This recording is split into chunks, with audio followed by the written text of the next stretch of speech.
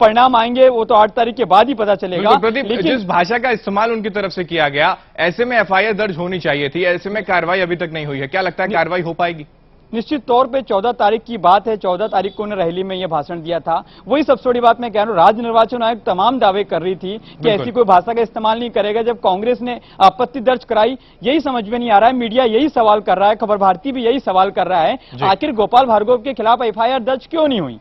राज्य निर्वाचन आयोग को अभी तक इसमें कार्रवाई कर देनी चाहिए थी। और बीजेपी जो चाल चेहरे की बात करती, तो बीजेपी पार्टी को ही इस पर कुछ कार्रवाई करनी थी, एक्शन लेना चाहिए था। गोपाल भार्गव के बेटे को बयान को वापस लेना चाहिए था, क्योंकि जनता सब सुन रही है, पब्लिक सब कुछ सुन रही है। जिस तरह की भाषा का उन्हें इस्तेमाल किया है वो बिल्कुल भी सही नहीं है, क्योंकि बीजेपी जैसी बड़ी पार्टी के लिए जो चाल चेहरे की हमेशा बात करते रही है, हमेशा अच्छी भाषा का इस्तेमाल करने की बात करते रही है, युवाओं की बात करती रही है। गोपाल भार्गव के बेटे आने वाले समय में बड़े नेता हो सकते हैं, इस बार भी शायद उनको टिकट मिलने की संभावना थी। निश्चित तौर पर गोपाल ये साफ तौर पर ये भी निकलकर सामने आ रहा है, जो गुस्सा कहें या हुंकार कहें, कहीं ना कहीं हार का डर भी था क्या? इस तरीके का जो बयान उनकी तरफ से पेश किया गया, निश्चित तौर पर हार की घबराहट भी वहां है।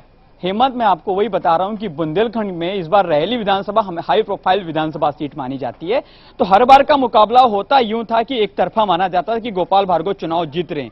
लेकिन इस बार स्थिति बड़ी उलट है।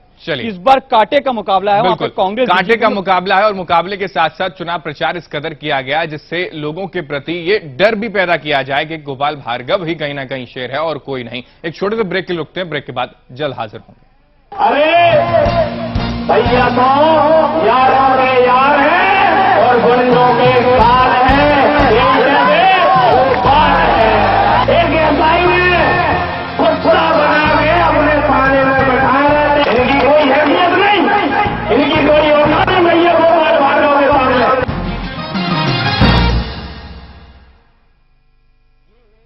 विद्यालयों से लेकर अस्पतालों तक भ्रष्टाचार ने किया पूरा प्रदेश बीमार। ये है मध्य प्रदेश की भाजपा सरकार।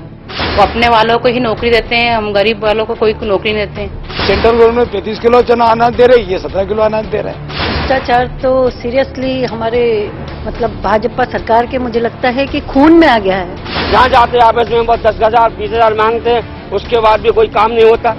इतना घोटाला हो गया है यहाँ पे कि जिसकी हद हो गई है। पैसे देके जनता को जिता रहे हैं वो लोग, तो घर घर जा रहे हैं, पैसे दे रहे हैं वोट के लिए और कुछ नहीं है। 10 साल हो गए, अब इसको झेलते झेलते जनता को इसको बदल देना चाहिए। आइए बदले प्रदेश की तकदीर। सबकी पुकार कांग्रेस इस बार, मध्य प्रदेश कांग्रेस। एक नाम तो हर किसी का होता है, पर कुछ लोग अपने नाम को शोहरत की बुलंदियों तक ले जाते हैं। कई रातें खाली करनी पड़ती हैं, इतवार कुर्बान करने पड़ते हैं, होली दिवाली सब भुलाने पड़ते हैं।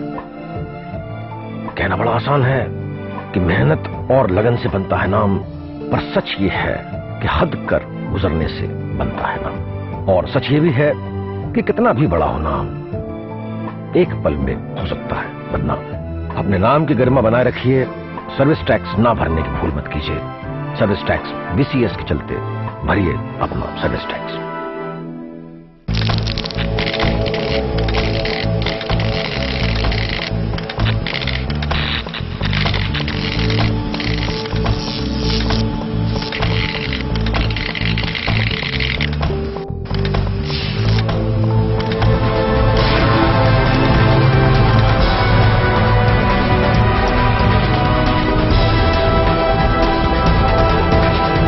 जन जन की आवाज, फिर भाजपा, फिर शिवराज।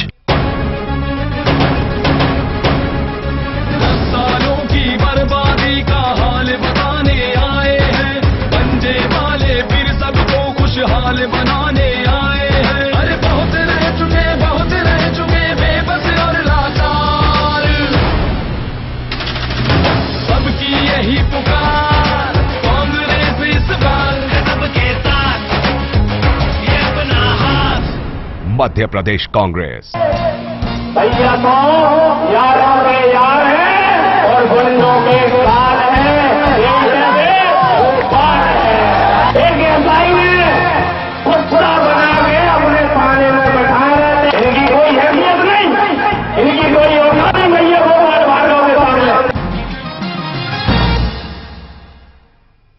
ब्रेक एक बार फिर से आपका स्वागत है। एक बार फिर से हम आपको